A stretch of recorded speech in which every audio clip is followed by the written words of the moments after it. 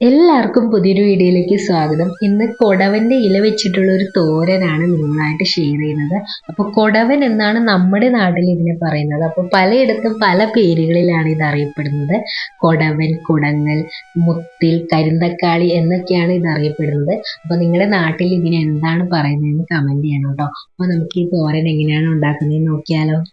കൊടവൻ്റെ ഇല നന്നായിട്ട് കഴുകിയതിന് ശേഷം ചെറുതായിട്ട് അരിഞ്ഞെടുക്കണം. അപ്പോൾ ഒരുപാട് ഹെൽത്ത് ബെനിഫിറ്റ്സ് ഉള്ള ഒന്നാണ് കൊടവൻ.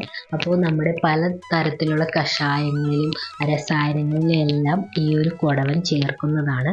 മൂത്രാശയ സംബന്ധ രോഗങ്ങൾക്കും ത്വക്ക് രോഗങ്ങൾക്കും വളരെ നല്ലതാണ് ഈ ഒരു കൊടവത്തിൻ്റെ ഇല. അതുപോലെ തന്നെ ബുദ്ധിശക്തി കൂട്ടുന്നതിനും ഓർമ്മക്കുറവിനും ഉറക്കക്കുറവിനും എല്ലാം വളരെ നല്ലതാണ് കൊടവത്തിൻ്റെ ഇല. അപ്പോൾ ബ്രഹ്മിയുമായിട്ട് ഏകദേശ സാമ്യം ഉണ്ടെങ്കിലും രണ്ടും ഡിഫറൻ്റ് ആണ്. അപ്പോൾ ബ്രഹ്മിയുടെ അതേ ഗുണങ്ങളൊക്കെ ഉള്ള ഒരു ഇല കൂടിയാണ് ഈ ഒരു കൊടവത്തിൻ്റെ ഇല.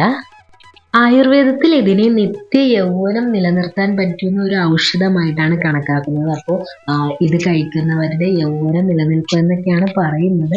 അപ്പോൾ നമുക്ക് ഈ ഒരു കുടവത്തിൻ്റെ ഇല വെച്ചിട്ടുള്ള തോരൻ എങ്ങനെയാണ് ഉണ്ടാക്കുന്നത് നോക്കാം. അപ്പോൾ ഇല നന്നായിട്ട് ചെറുതായിട്ട് അരിഞ്ഞതിന് ശേഷം ഇതിന് ഉപ്പ്, മഞ്ഞൾപ്പൊടി, മുളക് പൊടി എന്നിവ ചേർത്ത് മിക്സാക്കി വെക്കുക.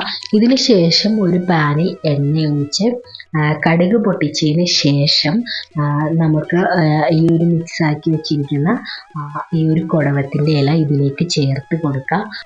ഈ ഒരു ഇല ചേർത്ത് കൊടുത്തതിന് ശേഷം ഒന്ന് വെന്ത് വരുമ്പോൾ ഇതിലേക്ക് ആവശ്യമായ തേങ്ങ കൂടി ചേർത്ത് കൊടുക്കാം.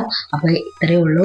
പെട്ടെന്ന് തന്നെ നമുക്ക് കുക്കായിട്ട് വരുന്ന ഒന്ന് തന്നെയാണ് ഈ ഒരു കൊടവത്തിൻ്റെ ഇല വെച്ചിട്ടുള്ള തോരൻ. അപ്പോൾ വളരെ സിമ്പിളായിട്ട് നമുക്ക് പെട്ടെന്ന് ഉണ്ടാക്കിയെടുക്കാൻ പറ്റും. അപ്പോൾ വളരെ ഹെൽത്ത് ബെനിഫിറ്റ്സ് ഉള്ള ഈ ഒരു കൊടവത്തിൻ്റെ ഇല നിങ്ങളെല്ലാവരും ട്രൈ ചെയ്ത് നോക്കണേ. വീഡിയോ ഇഷ്ടപ്പെട്ട എല്ലാവരും ലൈക്ക് ചെയ്യാനും കമൻറ്റ് ചെയ്യാനും സബ്സ്ക്രൈബ് ചെയ്യാനും മറക്കല്ലേ.